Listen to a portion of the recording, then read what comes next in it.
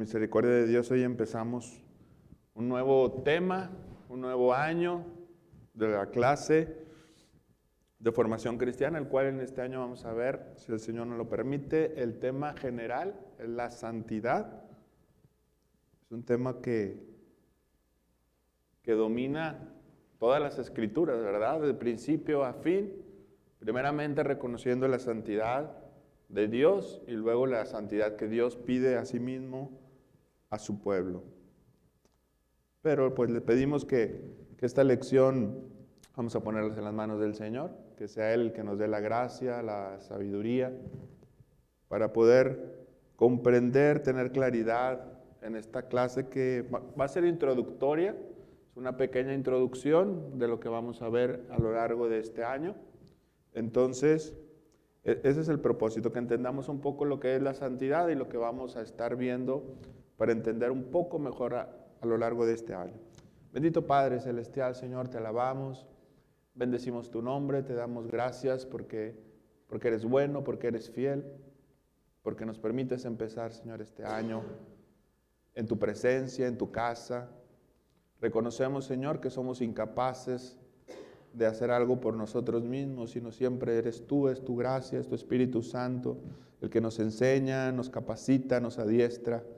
Te rogamos que los corazones, Señor, de mis hermanos puedan estar dispuestos para esta mañana a aprender y entender lo que tú quieres enseñarnos y podamos, Señor, vivir conforme a la santidad que tú tienes, Señor, y que nos permites vivir conforme a esa voluntad y propósito para nosotros. En el nombre de Jesús te damos gracias, Señor, por lo que harás esta mañana. Amén. Bueno, hermanos, quizás si hiciéramos una encuesta entre algunos creyentes, no solo de nuestra iglesia, sino de cualquier otra denominación evangélica, y preguntáramos cuál es la prioridad de una iglesia, habría una gama amplia de respuestas. Probablemente algunos dirán, bueno, creo que una misión en la cual tenemos que crecer principalmente es en la acción social, a veces algo olvidado dentro de las iglesias evangélicas, las ayudas hacia los pobres. Otros dirán, bueno, hay que crecer en el sentido espiritual, en la lectura de la palabra. Otros dirán en crecer en la oración.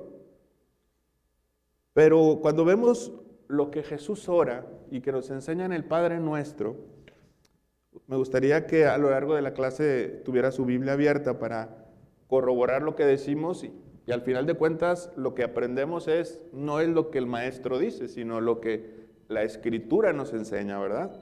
Como evangélicos creemos que al final de cuentas nuestra doctrina está en la Escritura. Probablemente si fuéramos de la religión tradicional, lo que diría un dogma o una tradición sería nuestra causa de enseñanza, pero es la Escritura la que nos va a enseñar. Entonces vamos a Mateo 6:9 y veamos que la oración principal, que es el Padre Nuestro, la primera petición que hace Jesús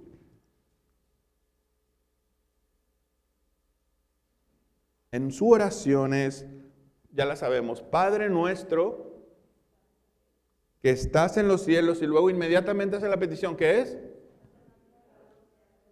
Fíjese que la prioridad de Jesús mismo, como líder de la iglesia, como nuestro paladín, es que primeramente el nombre de Dios sea santificado. O sea, esa es su prioridad, ese es su objetivo de ser. Es muy interesante que Él pudo comenzar con guarda a tu pueblo, bendice a tu pueblo, pero primeramente el cristianismo tiene que ver con Dios, ¿verdad? No con nosotros.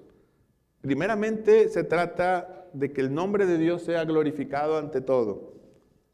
Y ese era el deseo de Jesús.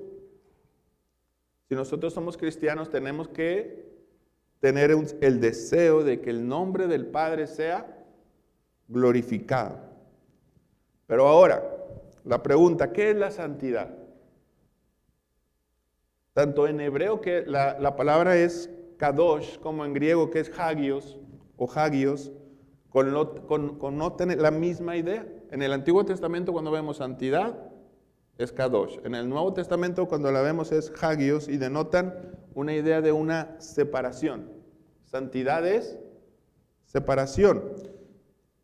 Dios nos da de su espíritu y nos separa para sí mismo, ¿verdad? A su pueblo. Nosotros somos propiedad de Dios. Cuando el Señor nos salva, nos aparta y nos hace para Él.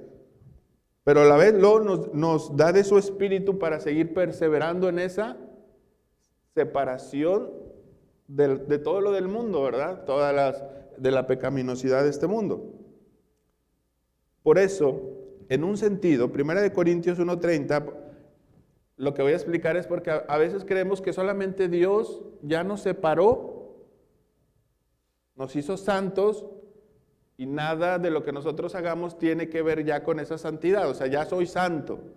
Puede haber un malentendido también en esto. O sea, ok, el Señor ya me separó para Él, entonces yo no tengo que buscar ya nada más.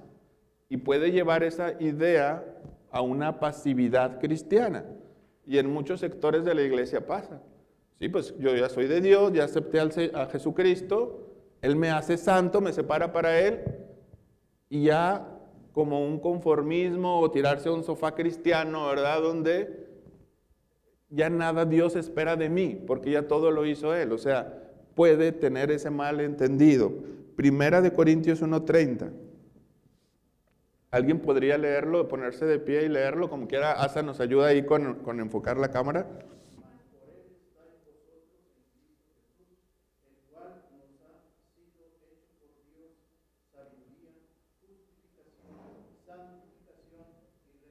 Así es. O sea, el apóstol Pablo nos enseña que en cierto sentido ya fuimos justificados, ¿sí? Justificados ya hemos sido ahí, santificados. Pero ¿qué? Ahora la pregunta sería, ¿qué hay de esas exigencias cuando Dios dice, busca la santidad? Hay un sentido donde ya somos santos, pero el Nuevo Testamento nos enseña también que hay un sentido donde Dios nos pide ejercer la santidad o ser santos. Apocalipsis 22:21. ¿Alguien puede buscarlo y ponerse de pie, por favor, para leerlo? Apocalipsis, 22:11.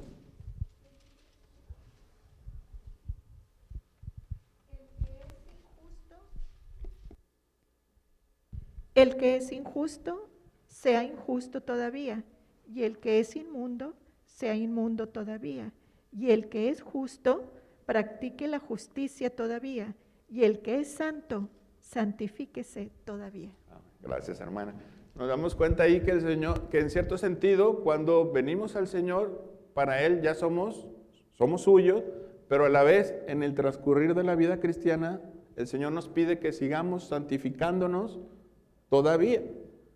Hay personas que pueden olvidar ambos aspectos de nuestra santificación, y en el primer caso, si tomamos de que somos santos y no hay nada más que hacer, nos puede llevar a la pasividad. Pero también en el segundo aspecto nos podemos olvidar que el que hace la obra es Dios y no nosotros mismos. Es su Espíritu Santo el que nos da Él para poder capacitarnos a hacer lo que nos pide hacer. Ahora, la santidad, hermanos, tiene dos aspectos, uno negativo en cierto sentido y uno positivo. O sea, en el sentido negativo o pasivo es el alejamiento del mal. La santidad implica que nosotros nos alejemos del mal, que dejemos de hacer el mal. Ese es en un sentido la santidad, pero en otro es un sentido, digamos, positivo, donde practicamos el bien. A veces, algunos de nosotros pudimos crecer en un contexto donde la santidad es dejar de hacer cosas simplemente. Les voy a poner un ejemplo. Algunas iglesias se cree que dejar, o antes, en décadas anteriores, que a mí me tocó experimentar, la santidad es dejar de ir al cine, dejar de ir a un teatro, dejar de hacer ciertas cosas, pero no se enmarcaba el aspecto positivo de la santidad, que es ejercer el bien que Dios pide hacer. Por eso causaba un alejamiento de la sociedad, pero no un bien a la sociedad. No sé si me estoy explicando. Cuando la santidad solamente se toma el aspecto negativo, entonces decimos, pues yo no voy a ciertos lugares, pero yo no bendigo al que está necesitado, porque eso también es una forma de ejercer, y lo vamos a ver más adelante, la santidad. La santidad no solo es pasiva. La Biblia nos vamos a ver más adelante que la santidad es una cuestión también de actuar, de ejercer. Y esto lo enseña claramente el apóstol Pablo en su carta a los Efesios, capítulo 4. Quisiera que todos buscáramos esta cita, Efesios 4, 22 al 25.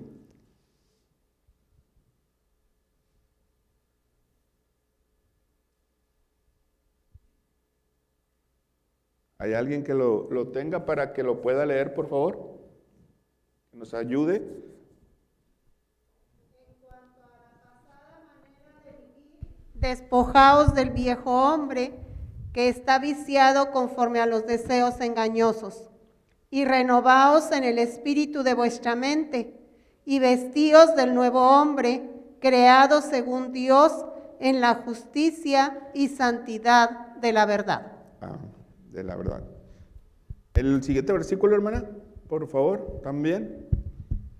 Por lo cual, desechando la mentira, hablad verdad cada uno con su prójimo, porque somos miembros los unos de los otros. Fíjense cómo la naturaleza caída, Pablo la hace como un despojar. Despójense de su naturaleza, pero Pablo no dice, solo despójense y quédense así, sino dice después, vístanse del nuevo hombre. Ahora, él no nada más nos da una enseñanza abstracta, él pone casos específicos para que entendamos a qué se está refiriendo. Dice, por lo cual desechando ¿qué? Gracias, hermano. Por lo cual desecha la mentira. Alguien podría decir, bueno, yo pues no soy una persona mentirosa, entonces soy una persona, por ende, santa. Pero el apóstol no se queda en dejar de, ¿qué dice? Proclama. ¿Qué dice el apóstol en ese verso? Hablad verdad. Y eso me hacía reflexionar anoche cuando le daba un repaso y decía, ¿cuánta falta hace que el creyente en nuestro momento histórico que estamos viviendo declare la verdad? Porque a veces estamos, voy a poner un ejemplo, a veces estamos en alguna reunión con gente que no conoce al Señor y se tocan ciertos temas actuales, puede ser el aborto, la ideología de género, y nosotros decimos, bueno, pues simplemente por cortesía, respeto. Hay gente que dice, pues yo respeto hasta evangélicos, ¿verdad? Pero el apóstol dice, declara la verdad. Nosotros decimos, oye, ¿sabes qué? En esto la palabra del Señor dice esto y esto y esto. Y esta es la idea que quiere decir el apóstol. O sea, el apóstol Pablo no entiende la santificación como un aspecto neutral, sino como un aspecto positivo donde el creyente debe tener el valor. No solo dejes de decir mentiras antes de Cristo, ahora proclama lo que es la verdad. Vamos a seguir leyendo ese pasaje porque nos enseña muchas cosas. Dice, el que hurtaba, si no, trabaje, haciendo con sus manos lo que es, para que tenga que compartir. Fíjense, o sea, el apóstol le enseña, antes había probablemente entre los efesios ladrones. Ustedes ni trabajaban y vivían a costa de perjudicar a los demás. Ahora lo van a invertir. Ustedes van a trabajar y de su trabajo van a bendecir y compartir hacia los demás. Y él entiende que esto es santidad, lo vemos en los primeros versículos. La santidad no solamente es, sabes que ya deja de robar, sino ahora trabaja y comparte. Hay otra idea que el apóstol Pablo quiere afirmar, 4:29, ninguna palabra, sino la que sea para...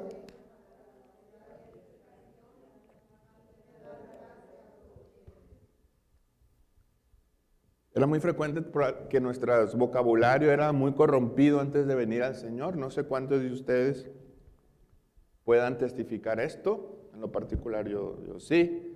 Algunos de ustedes también, aunque nadie asentó ni con la cabeza. Le sacaron a que eran un mal hablado.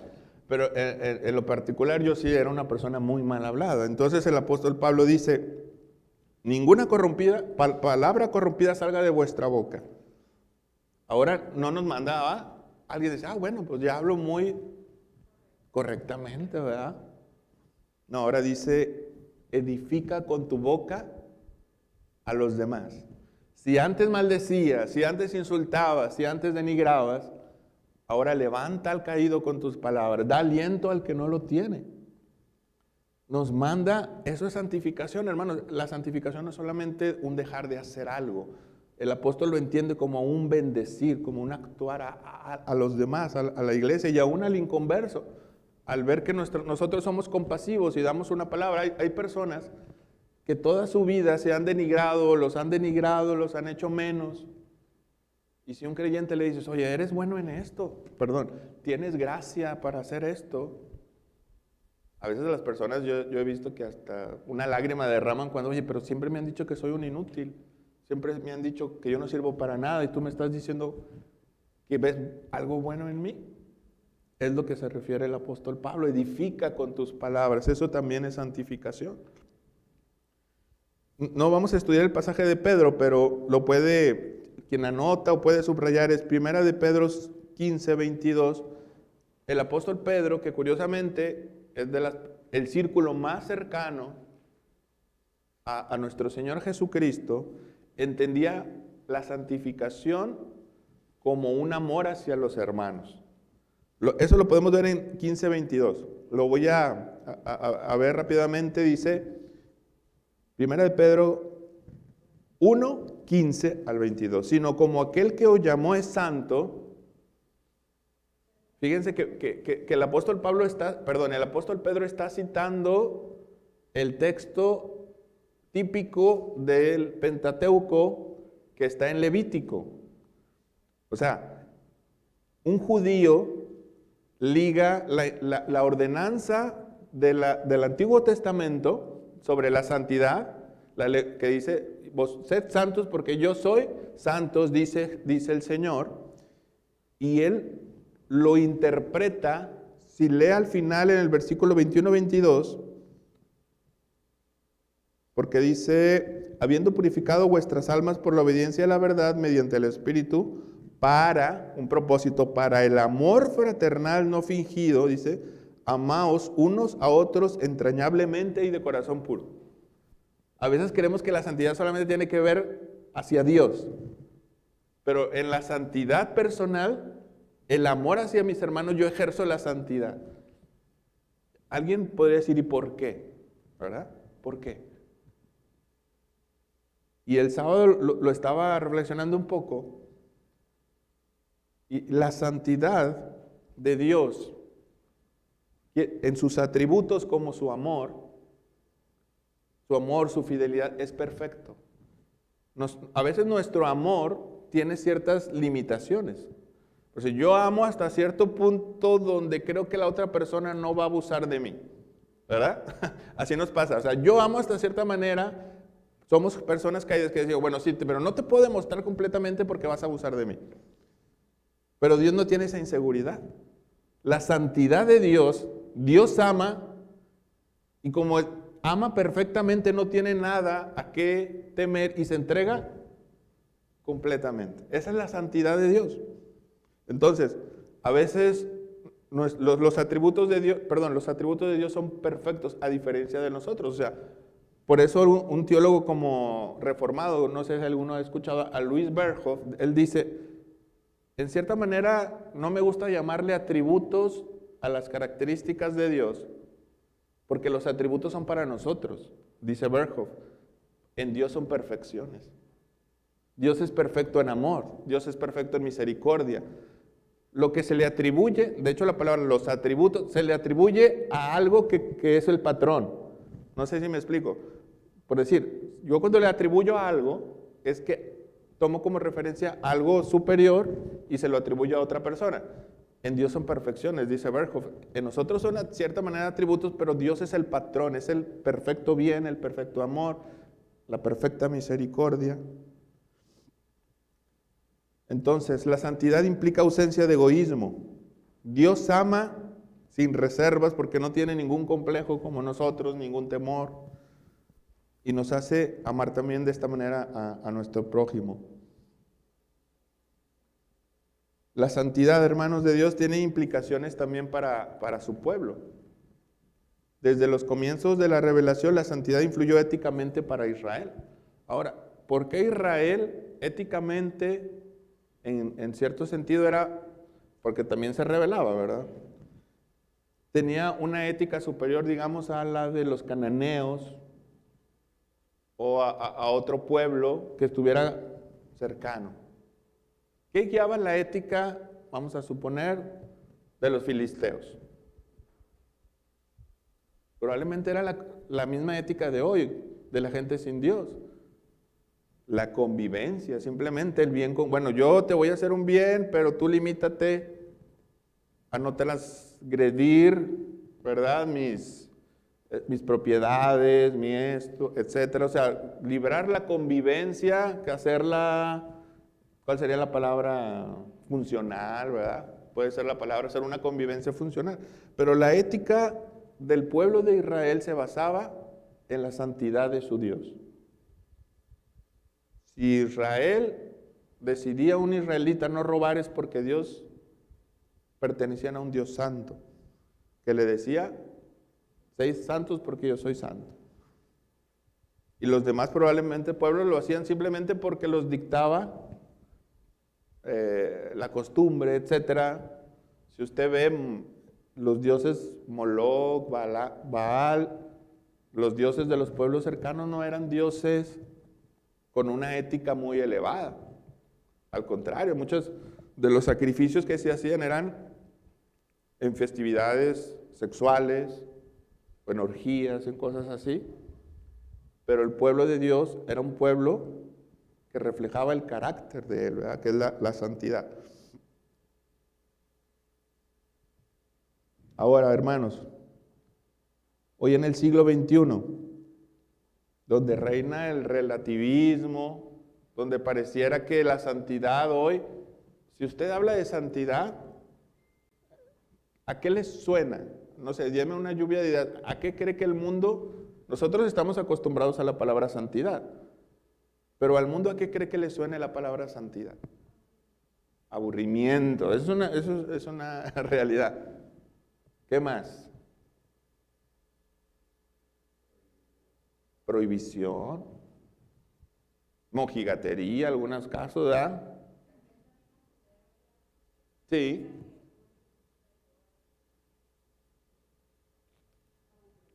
Aburrido. ¿Qué dijiste? Lo de... ¿Cuál fue? Soberbia, ¿sí, verdad? Esa es la idea que la gente entiende hoy ya pareciera como medieval, ¿verdad? Usar una palabra, espérate, eso ya ni está vigente. Ya nos han enseñado que, o sea, la cultura ya está en contra completamente de ese término de la santidad. Pero Dios nos sigue enseñando que la santidad está vigente. Ahora, la pregunta sería, ¿por qué está vigente? Porque Dios mismo no hay, ¿cómo dice un verso de Hebreos? Dios es el mismo hoy y no hay cambio. Dios no se, hay otra versión que dice no muda, ¿verdad? O sea, Dios no piensa hoy un día de una manera y el día siguiente. El carácter de Dios es. Entonces, un creyente, la iglesia de Cristo, si el Señor no viniera en 2000 años más, la ética del cristianismo se mantendría igual, porque no depende de las circunstancias, sino de Dios, que da un orden y da un patrón. En medio de una sociedad, hermanos, donde hoy, como dicen una cosa, como la chimoltrufia, y dicen otra, ¿verdad? Entonces, hoy se dice una cosa y lo que es muy probable que los niños que están hoy escuchando en 30 años las ideologías cambien y la cuestión ética cambia también, y lo que hoy está bien, mañana sea malo y viceversa, pero el Dios al que servimos sigue teniendo una ética que no depende de la circunstancia ni de los tiempos, hermanos. Pero este libro que tenemos entre nuestras manos, Jesucristo es la norma perfecta para vivir hace 2000 años. Es increíble pensarlo, ¿verdad? La vigencia que tiene la palabra de Dios para nosotros. Los cristianos, el pueblo de Dios, al que un día estaremos juntos alabando, que vivió hace 2000 años, y el que vive hoy, tenemos la misma norma que es encarnada en una persona, y es la persona de Jesucristo. Lo que decide el bien y el mal está, todas las cualidades que debemos hoy seguir, la tenían o la seguían los hermanos de hace más de 1000 años, 2000 años, y los tenemos hoy en el siglo XXI. Entonces, Cristo es la norma a la que imitar. Cuando usted se pregunte, hermano, ¿qué tengo que actuar? Vaya fácilmente a los evangelios, ¿verdad? ¿Qué hacía el Señor en determinado caso? Como en los casos donde la santidad, pongo un caso donde la santidad era malentendida. Y a veces los fariseos querían congraciarse tanto con Dios que se olvidaban de los hermanos, ¿verdad? De la gente del pueblo. ¿Se acuerdan cuando estaban los apóstoles con mucha hambre y empezaron a comer espigas en un campo? Y salen los fariseos y dicen, ¿cómo es lícito? No es lícito comer y hacer ese trabajo en día de reposo. ¿Alguien se recuerda qué les dijo el Señor? Lo que les dijo el Señor en esa ocasión. O sea, ellos decían, no, nosotros estamos de parte de Dios. Ustedes están violando el mandamiento. Ustedes están comiendo y trabajando al recoger espigas y el Señor lo prohíbe. ¿Y qué les dijo el Señor? ¿Alguien lo recuerda? La respuesta: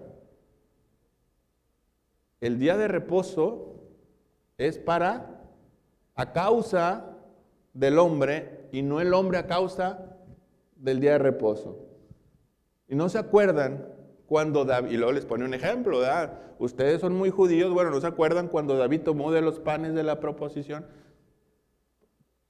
Y estos no pueden hacer lo mismo. Algunos de los míos, entonces ellos se quedaron y se callaron, ¿no? Si es verdad.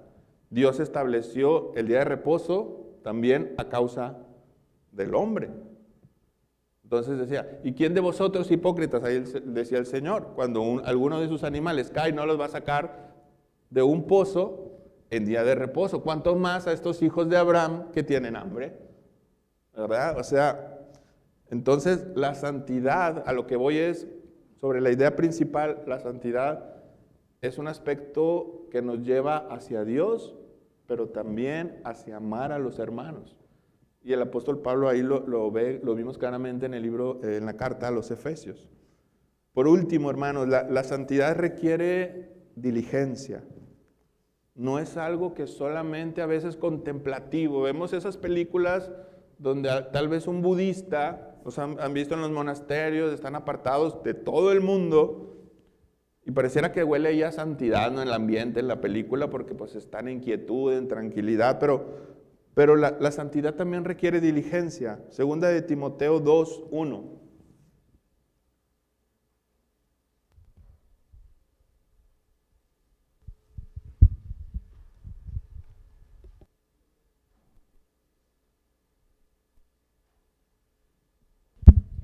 Tú pues, hijo mío, esfuérzate en la gracia que es en Cristo Jesús.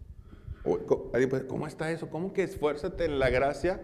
Porque algunos hemos entendido que la gracia es como pasividad, ¿verdad? A veces entendemos que la gracia es como, no, Dios lo hace todo y yo no hago nada. A veces no le ha pasado que en algún momento entendió la gracia de Dios o malentendió la gracia de Dios como que Dios es el que hacía todo y uno permanecía pasivamente. Pero el apóstol Pablo, fíjese lo que dice, esfuérzate en, pareciera que fuera una contradicción, ¿verdad? Pero si la gracia es un regalo de Dios, ¿cómo me voy a esforzar en esto? La gracia de Dios es la capacidad que el Señor nos da por medio de su Espíritu para ser más como Cristo. Esa es la gracia del Señor. Por eso el apóstol Pablo dice, esfuérzate con las armas que Dios te dio. Tienes a su Espíritu Santo. No estás desarmado, estás capacitado. Tienes a Dios mismo en ti. Su Espíritu Santo descansa en ti. Tú puedes esforzarte para hacer lo que Dios pide que hagas. Cuando se lo dijéramos eso a un creyente sí sería incapaz de hacer la voluntad de Dios porque, como dice la misma palabra, ni quiere ni puede. Pero el creyente debe querer y puede obedecer a Dios. Por eso el Señor dice, estos mandamientos no son gravosos, mi carga es ligera, mi yugo es fácil, ¿verdad? Es ligero, mi yugo es ligero. Entonces, hermanos, cuando entendemos la gracia como una pasividad, estamos malentendiendo el Nuevo Testamento. La gracia nos debe llevar a efectuar la voluntad del Señor. Como en el ejemplo, ¿quién es el ejemplo central en la palabra de Dios? La persona de Cristo. Cristo era una persona que se esforzaba por agradar a Dios, pero ¿cómo lo hacía? Como dicen, lo hacía de forma vertical, pero también lo hacía de forma horizontal. La santidad se emplea verticalmente, agradando a Dios, obedeciendo a Dios, pero también de una forma como Dios lo hace, bendiciendo. Si Dios lo hace bendiciendo a su pueblo, Él nos quiere dar el ejemplo que también lo hagamos nosotros como Él lo hacía. Y el ejemplo típico es, o el ejemplo máximo, mejor dicho, es Cristo. Cristo bendecía al creyente, Cristo bendecía al inconverso, hacía bienes a unos, hacía bienes a otros, y eso ejemplificaba la santidad misma de Dios. Entonces, ¿queremos ser más santos? Nuestra mente debe estar la persona de Cristo. La santidad, recapitulando, no es pasiva. La santidad es activa. ¿Cómo lo hacemos? Observe a Cristo. Dando de comer. A veces con cosas tan sencillas, ¿verdad? Hay mandamientos tan sencillos que a veces ni les prestamos atención. Cuando el Señor dice, el que le dé un vaso de agua fresca, no quedará sin recompensa, lo dice el Señor. Nunca he pensado qué amor del Señor al darse el tiempo, porque a veces nosotros vemos solamente a veces las cosas espirituales o etcétera, ¿verdad? Pero cómo el Señor se dio el tiempo para poner ese mandamiento en el Nuevo Testamento. ¿Por qué cree que lo hizo? Ese sencillo mandamiento. Porque el amor del Señor, el que dé un vaso de agua no queda sin recompensa, dice el Señor. Porque lo hiciste con uno de estos pequeñitos, no quedará sin recompensa. O sea, ese amor del Señor nos debe llevar a reflexionar cómo a veces podemos olvidar que la santidad se emplea también en esa generosidad. Si hay santidad es porque hay limpieza de corazón y sabes que yo ya no pienso en mí, pienso también en el que lo necesita, ¿verdad? Eso es santidad. Cuando no damos no quiere decir directamente porque seamos pecadores, sino es porque a veces nos negamos teniendo. A dar al sediento, al que necesita un poco de pan. ¿Por qué a veces pasa? Eso es por egoísmo. Cuando nos liberamos de eso es santidad y podemos desprendernos de aquello que a veces nos ata. Entonces, Dios quiera y podamos hacerlo, hermanos, imitar, es la palabra, imitar a nuestro Señor en su carácter, en su santidad. Amar más al Señor nos tiene que llevar forzosamente a amar más a nuestros semejantes, a los hermanos con mayor, dice el apóstol Pablo, haced bien a todos los hombres, mayormente a los de la fe, o sea, al pueblo de Dios, ¿verdad? Nunca dice solamente a los de la fe, dice a todos, pero a la familia de la fe, más aún, ¿verdad? Entonces, no sé si hay en este momento, hermanos, algún comentario, alguna pregunta, ¿sí? quedo con esta manera en la que mencionas que la santidad tiene dos sentidos, porque a veces como papás o como líderes de la iglesia infantil o de los jóvenes, queremos inculcarles la santidad y siempre mostrándoles de las advertencias, ¿verdad? No hagas esto porque te va a apartar de Dios, te va a ir mal, pero no les damos las herramientas, el cómo practicar la santidad de la manera positiva como lo comentas, ¿verdad? O sea, Sí. diciéndolo de esta manera, que para ellos puede ser mucho más fácil digerirlo, practicarlo y de la manera en que ellos vayan practicando la santidad de manera positiva, van a ir erradicando o no les va a perjudicar tanto, porque a veces como jóvenes, pues la carrilla en la escuela es pesada Sí. para soportarla, ¿verdad?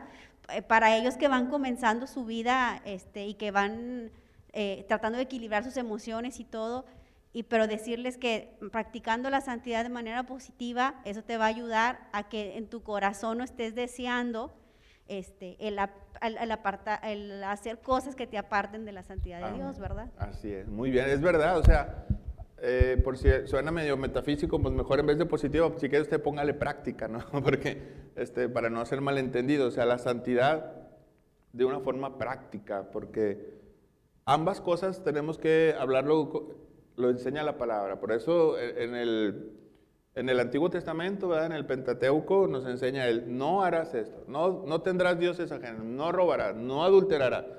Es verdad.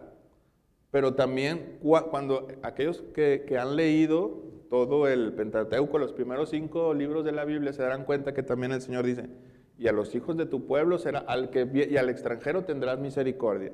A veces nos olvidamos también, lo haces.